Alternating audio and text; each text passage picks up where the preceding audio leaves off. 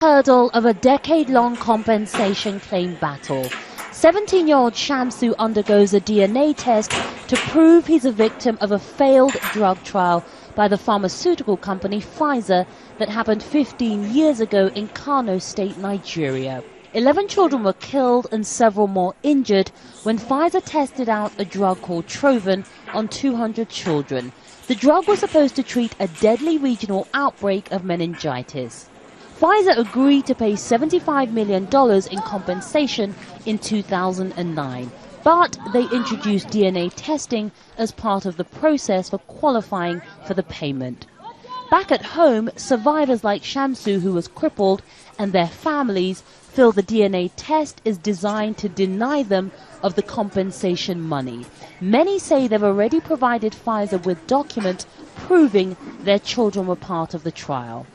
In the claimant form we filled, they stated clearly that only when we undergo a DNA test, they will pay the compensation. Pfizer, which denies all wrongdoing, even though it's agreed to pay out $75 million, says the DNA test is designed to guard against fraudulent claims.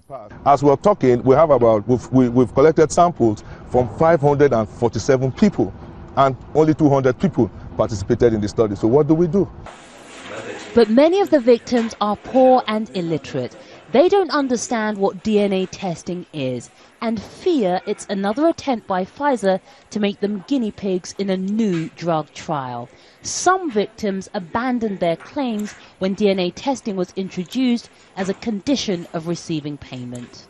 Some of the compensation money released by Pfizer has gone into building this $25 million medical research and disease control center. The hope is that one day locals will be able to deal with things like outbreaks of disease and medical epidemics themselves. It may go some way to healing the wounds of Pfizer's experiment and benefit the survivors who are simply too afraid to go for DNA testing.